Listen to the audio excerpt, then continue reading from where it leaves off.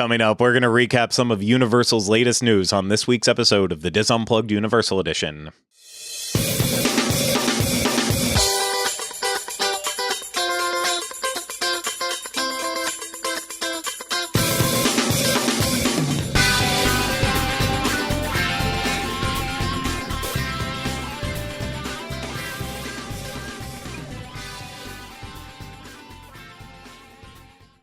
Hello, everyone. Welcome to this week's episode of the DIS Unplugged Universal Edition. I'm your host, Craig Williams, and I'm joined alongside by my co-host, Ryno.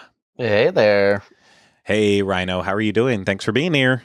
Oh, thanks for having me.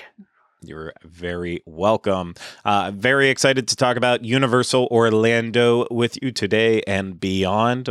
With this, it's not all just like recent news. We're going to kind of bounce around with maybe some of the stories that we have missed over the past couple weeks while we haven't really been doing our standard shows. Because last week we were at Universal Mardi Gras very, very late. We did our special episode with Elaine Edwards promoting travel agencies for booking a Universal vacation. And so, yeah, we've been kind of off our game a little bit, but now that we're getting back on, we're going to catch up with what's been happening around Universal. I'm very excited to do so. Ryno, I hope you are too. Oh, you know it. I feel like that was a perfect tool time moment, but I couldn't think fast enough. It's okay. It's okay. You'll get on your toes as we start moving along with this.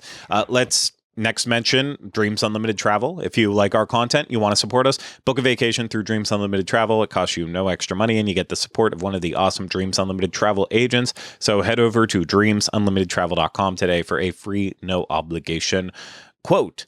Okay, Ryno, we do have tons of news, tons and tonnages of news. I don't know where to start. Choose one. Logos? Okay. It's more than just logos. It's a complete rebranding. I do think that's a good place to start. I know this isn't exciting. I know it's not something to help you plan your vacation. I know it's going to be two more annoying white men on the internet complaining about graphic design. Hey, it's you still don't know news. that I'm going to complain. You don't know. Okay. I might say, wow. I'm honestly not going to complain either. I maybe it's just this week they chose the right week to put all of this out there, but I'm like, I really don't care. It's the logo. It's not the logo that matters. It's the park that you're going to is what actually matters in all of this. So you know what? Go crazy. Change it all up. But we keep saying logos, and it is more than that. So, of course, Universal was branded as Universal Parks and Resorts that encapsulated all of their destinations around the world, but they have decided to rebrand because obviously with their future right now, they are going to be looking at more than just parks and resorts, specifically with like the addition of the experience in Las Vegas with Halloween Horror Nights.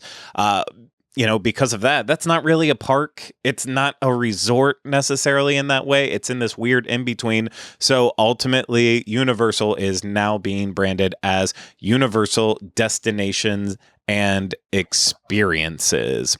And they did say that the name change also signals how the company is diversifying by bringing its Universal branded entertainment, culinary, gaming, and consumer product experiences to life in unique and creative ways for new audiences in new places on new platforms in both the physical and virtual worlds. Oh, very, very interesting.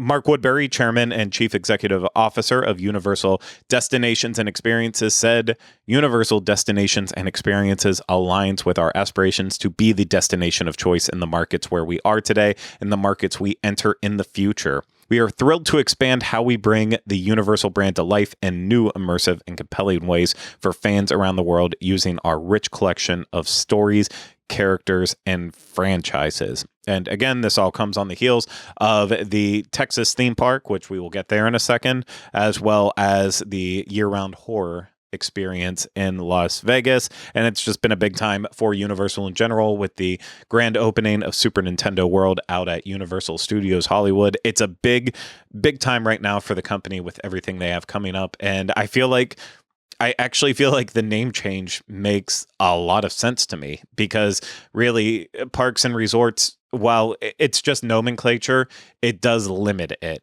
When you throw in like, we want to be the destination that you go to, like that's powerful words, not worlds. It's universal. So of course it is a world unto itself. It's But a universe. you might be right about that, but yeah, it is. I think the nomenclature now is just it brands the company better for what they are going to do in the future. So I'm okay with it. But what a lot of people weren't okay with is that with the changing of the name also meant that they decided to change up the logos for their parks and yeah, I understand where people are getting upset about some of them, but the design of them have all changed to be, I would say, more 3D in style versus flat and classic. It's a lot more like they just kind of stick out a little bit more. I don't want to keep using the 3D description in that way, and I am by no means a graphic designer, so I'm struggling to really come up with all the words of it. Like, it feels like it's got an embossment to the different logos, like Universal Studios Florida and Universal Orlando Resort plus Universal Studios Hollywood. It's your same classic globe with the words Universal Studios going across and the destination. That makes sense. But Islands of Adventure went from that classic logo that it's been for years to now one that is very three-dimensional in nature, and I think that's the one that has people up in arms at most about it, because it's also what you see first when you're entering and you see the lighthouse in front of Islands of Adventure. You see that giant logo on there, and will that be changed to add in this new logo? Who knows? And Volcano Bay had a nice simple logo before, but now they wanted to give it that universal feel to it in a way, so they've rounded out like a wave in the background while still having the volcano in there, but they've tried to replicate somewhat of a globe in that logo. And at that point you're like, hey, did you really need to keep going with the roundness approach? Ryno, thoughts? I mean, I do see, I get the Universal, the Islands of Adventure one. It does, to me, visually, I feel like I can't see the separation of the letters as clearly, but from the background. So like, I get that aspect of it, maybe, I guess. But I also like kind of really stand back and look at some stuff, and some things look like a product of their time sometimes, right? Like, yeah. And I feel like that Universal Islands of Adventure logo, as much as I enjoy it, does feel like a logo that was created in the 90s. Like, It reminds me of a very 3D, like Fox Kids or something like that, like very angled, pops out at you. And I still think it retains the spirit of the original logo. And I don't know. It's one of those things where I'm like, I doubt, like you just said, I doubt, like, they're not going to update the globe. You know what I mean? Like, it's not, yeah. I don't think it's like visually, I think that's just probably for internal use and for like media when they put out like announcements about things and assets internally in the company and stuff like that, right? I mean, it's going to be on park maps and all over the place, and that's true. Yeah, it's on the website, so it's already out and about. It's just, what difference does it make to the average person who goes to? I don't think they're going to even notice. I'm going to be honest with you. No, I don't think so either. And I will admit, I am confused about parts of it too. Like, it's been, when they announced Epic Universe, it was Universal's Epic Universe. With Islands of Adventure, it's been Universal's Islands of Adventure, and the logos have made it all clear. It says Universal Islands of Adventure, Universal Volcano Bay, Universal Epic Universe. So I don't necessarily like that aspect of it, but again, it doesn't matter. That's what like Disney did like 10 years ago or something like that now, right? Where it just became like Disney Wizard of Oz, or like Disney Oz Great and Powerful, and you're like, shouldn't it be Disney's Oz Great? Like, it's not phonetically correct. It really doesn't make any difference in the long run for anyone. We're still going to call the parks what we call them. It's just, life will continue moving on, and I hope I'm also not making it. life will find a way. I'm hoping I don't make it seem like people have been making it a bigger deal than it is. Some people are always going to find different things to be passionate about. And so I'm not knocking anyone. It just, in this situation, it doesn't bother me. You know what? Change it up. You can always move forward and change it again. And Right. maybe we'll hit a point where we can also go back and do retro for Universal Studios Florida, like they put on all the merchandise when it was right around the park's last anniversary. Like I'm hoping that the parks, like the parks themselves that continue to get updated and changed, I'm hoping that they can also change their branding without going so far away that it just becomes unrecognizable anymore. Yeah. But we'll just have to see how that all plays out. But we've mentioned Texas a couple times, so I wanted to give an update on that because there has been news, and whether it's good or bad for Frisco County, that's what we'll have to find out. But Frisco City Council and Planning and Zoning Commissions did approve the zoning proposal that will make way for the Universal theme park. This just happened, I believe, on March 7th. So Universal, they're moving forward with it. So, well, at least in the next step, they got the approval for the zoning proposal, and this is where they need to move nextward to make this all happen. Nextward? That's not even a word. I was going to wait till you were done. Nextward? Nextward. What You have to go in the- nextward. You know, it's like a combination of forward and next, but it's more aggressive. Nextward. I think that's exactly what I was doing, and I don't understand it. But hey, add it to the correctionary. Hey, nextward and dang it, I can't think of another one. Like I would just say onward and upward. So how would you? But those both have word in them. So yeah, we'll figure it out. We'll bounce it around after we're done here. But moving on with this news too, with Frisco as excited as we are to see a concept like this come to life. Of course, there has been some pushback from the residents, but I doubt that it's going to be enough that it's ever going to make a big splash with them, because like one of the things I read about it is that like ultimately the land that this is all going to take place on is like less than a golf course. So like when you think about the footprint that it actually has there, it's minimal, but that doesn't mean that, it's still not going to be busy and there's not going to be traffic and an influx of also people wanting to come in and check it out. Like that'll also have an impact on it, but shouldn't be a huge one. But apparently too, there was a little bit of pushback from residents when they found out about the age range that the park was for. So yeah, apparently the theme park, when they were doing the council, it was said it was designed for children ages 3 to 11, and residents said that is an older age group than they were originally told. What? Which to me is... I thought you were... What? I thought it was going to be like, we thought it was going to be for like older people, and now we're upset that it's not a park for everybody. And now they're like, well, it's not a playground, so we're mad. What? No. I am kind of bamboozled by that one in a way, but yeah, I mean, I guess they wanted to be able to have like infancy through maybe 11 still. I don't know. I'm really not sure about it, but like, I feel like that's a 3 to 11 is still fair. I mean, that is technically, as theme parks define kids, like that's in that range. So it's a good definition to it, but hopefully the residents won't be too upset with it.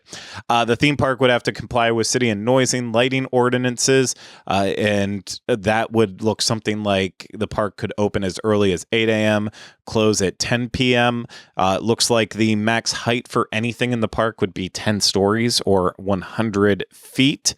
And I think that it can vary, but it shouldn't be over that. And then beyond that, too, the expectation for the theme park is to welcome 7,000 visitors on weekdays versus 28,000 weekday visitors at high-rise buildings, restaurants, and retail space. If that's what they were actually going to use it for in general. So they're really trying to push it with it. Like, look, if you would have built it as the mixed use commercial residential versus the theme park, you would have 28,000 people here, but we're going to be gracious and you can use it for a theme park and you're only going to have like 7,000 people here. But they expect weekend attendance to actually double that number, which Makes completely sense. And the current plan Completely is sense. construction. Sorry, You said that makes completely sense. Sorry. listen. I was hopping I'm on the Okay, battle sorry. back.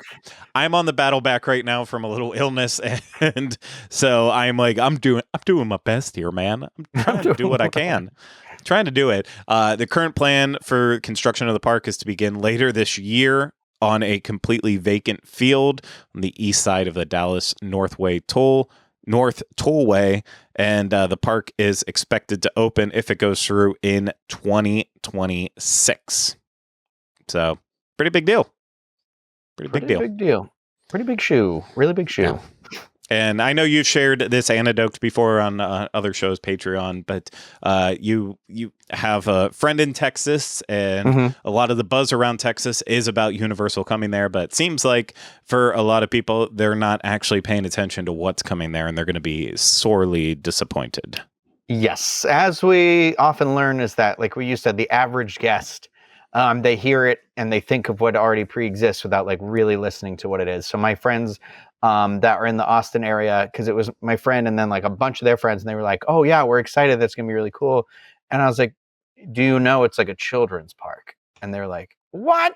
They were like, well, there's going to be Harry Potter, right? And I was like, I don't think so. And they're like, oh no. And I'm like, so I don't think the average, that's the only part where I'm like, you know what?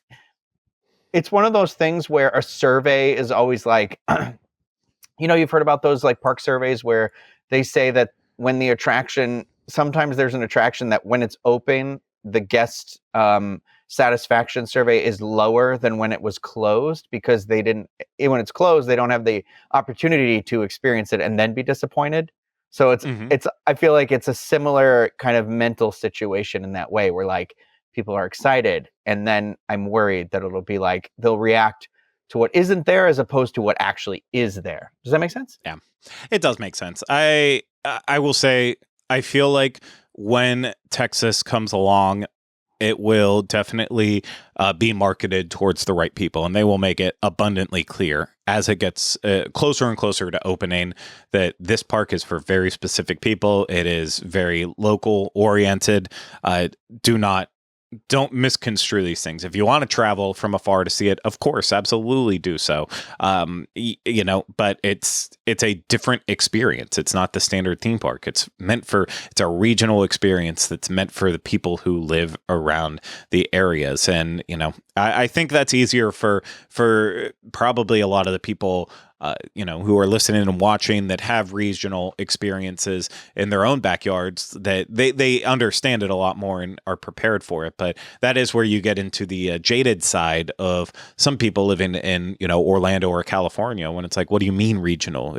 These are world-class destinations that are right here all the time. It's people want to come in from out of the country. But then I grew up with technically Kennywood would have been the closest park to me that, I know people who fly specifically there to see that park, but it was not really meant for people that were outside of like a 3-hour range area around there. And anyone else that kind of lived further away was then going to probably like Cedar Point or a different park. So regional games completely different. I know you have similar stories to that with the parks up in your area. So I get it, but it's also hard when you throw the Universal name onto it. The same way if you throw the Disney name onto it, you automatically assume it's a destination that's worth traveling to, and not just like hey, if I'm here, let me check it out. And that's going to be tough. I'll do a lot of therapy. I'll get over it. Yeah, theme park therapy coming this fall.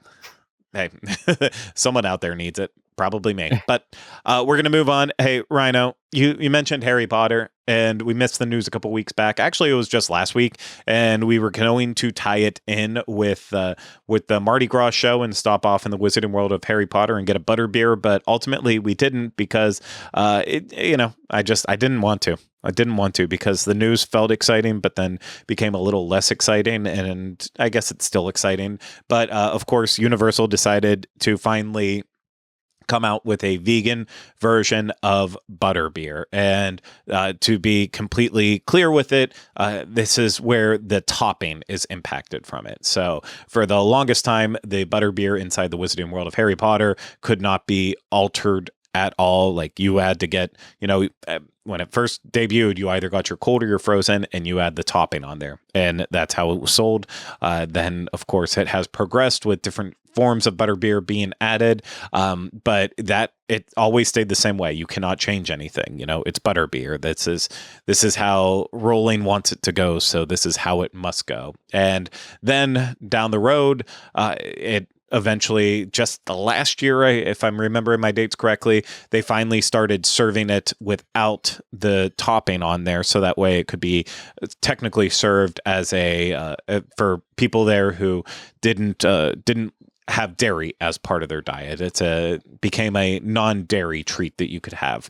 But now they have developed a vegan version of the topping. So now if you are, non-dairy and vegan, you can actually have this new butterbeer that feels as close to the classic butterbeer as it can be. And I do want to go and try it. Like I want to do a setup where Ryno, I buy like 2 different butter beers, one with the vegan topping and one without, and I want to hand it to Ryno and see if he can tell the difference. But the problem is the topping, while it's so integral to the butter beer experience, at the same time it's so minuscule on there that I don't think it's like, I don't think it's one of those things that you would be able to tell at all. And I'm sure other people have already gone and done this, but I like getting Ryno's aspects on it because he's got that tongue that can figure flavors out more than I can. You heard me. You heard me. You've got a tongue for those types. What's that tongue do?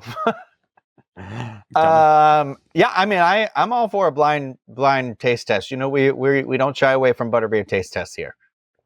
Mm-mm. I'm very curious. I mean, I am very, very curious to see how it holds up to the other ones too. Yeah. Like we'll have to do a re-ranking, I think, of them all. Oh man. Okay. If we must, we must. But in sad news, happy for vegans. That was a great win for you. In sad news, and could have easily led the show off at the beginning here, but Universal Orlando's cinematic celebration is no more. And if you don't know what that is, this is the nighttime fountain show that happened in the lagoon at Universal Studios, Florida. And it just closed unceremoniously to make way for a new show in the future. And this one, it's disappointing. If they would have announced a close date and end date for this, I would have got out there and watched it a couple more times because I thought this show was, outside of some of the specialty entertainment for Halloween Horror Nights, I thought this show was one of the best ones they've ever produced at Universal. And I'm not even talking nighttime show. I'm talking any show. It always moved me by seeing my favorite clips being displayed on the Fountain Lagoon and in the music. It all works so perfectly. So this one's a pretty big bummer. I'm really upset about it. Yeah, it's just crazy to me that it just kind of was like boom, gone. And it's funny because you and I were literally just talking about it like a week ago. Like we were walking from we were like on that walking pathway that brings you into City Walk. Mm-hmm. And I said like, oh, I really do like that nighttime show because I like how it makes you feel. Like it makes you feel like you're moving, like, and it's exciting and dancing. And I was like, that's a great way to end a day. And it's funny. I feel like we like cursed it. Yeah. It very well could have been. At least we did not push it in the right direction. But no, yeah, we 100%. You were bringing it up, and like we should have. Yeah, I should have seen it more throughout its run. Luckily, we have video of it, so it's not like it's just gone forever. But I hope whatever they come up with, I just hope it is next level. Whether it's just a refined fountain show that attaches in new properties or whatever. Like if it goes that direction, I'll be happy with it. If they decide to do something different, I've seen some people throw around the word drones in there. I'd be intrigued by it. I'd be willing to see what they see. It's they only have so much they can work with. They can't really get crazy on pyrotechnics, so we know never to expect that from a show. But honestly, I thought it was one of the better use of fountain technology at any theme park. So I hope at least whatever they do come up with matches the quality of this one and just improves upon it. But sad thing. Sad. Very sad. Very sad. Very. Very sad. Okay, Ryno, we're going to wrap up this show, but the last thing I want to just briefly touch on, because we missed it a couple weeks ago because we haven't done a new show, as I mentioned right at the top of this.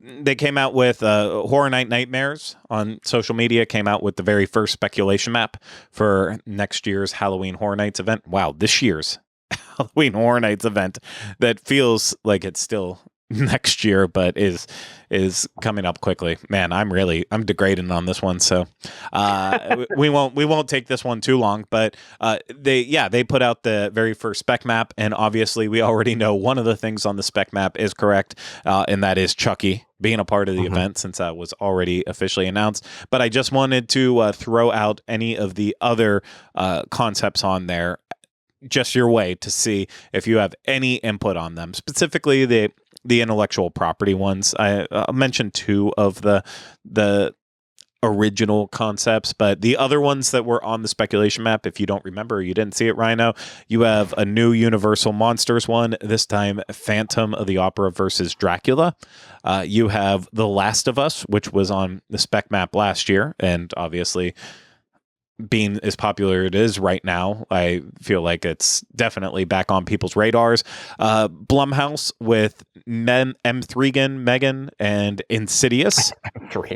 And that's a joke from Comedy Bang Bang. I shouldn't steal that one, but because it does three check marks there. So, but then for original houses, there was like a Krampus one on there. Lair of the Banshees, which Lair of the Banshees was a scare zone a couple of years back. Actually, like it's been a while now. Like I think that was HHN 26 that it was a scare zone. So, yeah, that's kind of like the big ones. There's a couple that are just logos, so it's kind of hard to really say what those would be. But what do you think about at least the intellectual property ones? Any of them stick out to you as exciting? Oh, I mean, I'm not caught up on The Last of Us right now. I'm on like episode 5, but I think that one would be like a slam dunk for them. And I think Chucky will be interesting. I believe this is going to be based on the show, is what they said. So I'm gonna have to watch that show. But I always enjoy a Universal Monsters house. I mean, last year it was my favorite house. I like the idea of the inclusion of the Phantom. I'm kind of exhausted by Dracula. Like, I wish we would pick like the Gillman or I'm fine with the werewolf again or something. But and I know that Megan will be a massive hit. Like, that will be no question. Megan, and I am looking forward to the Insidious movie because it is the like original cast. So if that becomes one too. I want a Scream house still. I know they almost had one before, and I'm like, I want one so bad, because the new movie I thought was like, I'm watching it and there's so many set pieces where I was like, wow, this would be great for Halloween Horror Nights, because they have a subway scene, and you know how much I love that subway set they have. No, it's never going to happen. The other one I left off the list too was of the original ones that they have on there was Devil Dogs, and you probably are thinking, what the heck is that? I love a Little Debbie house. Well, no, it's just not Little snacks, Debbie. Right? Devil Dogs. No. Well, they're the chocolate you're with the close cream on in the middle. Yeah, you actually might be right about that. I don't buy snack cakes too often. I just used to have a YouTube channel that was all about me buying snack cakes and eating them for a little bit.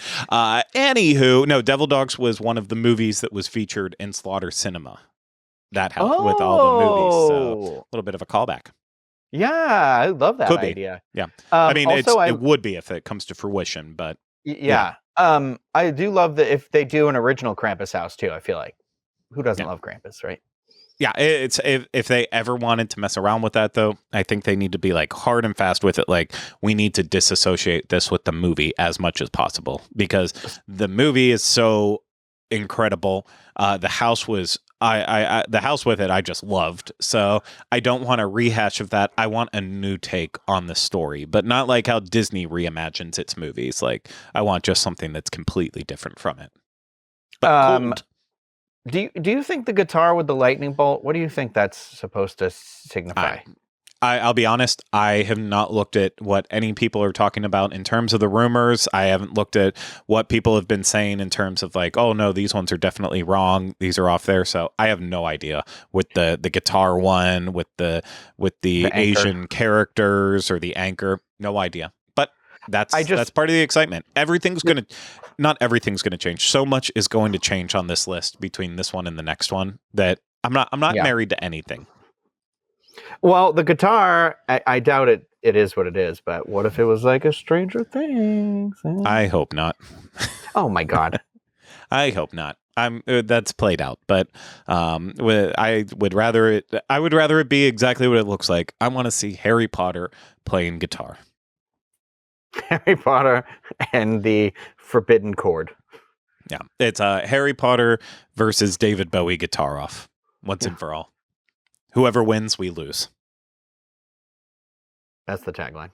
Okay. Well, I don't have anything else to say about it. So we are going to wrap this episode up. I know it was pretty quick and just went over a bunch of nonsensical information, but you know what?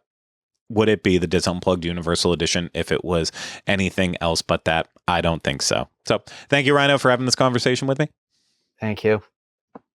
And thank you to everyone out there for taking the time to listen and watch this.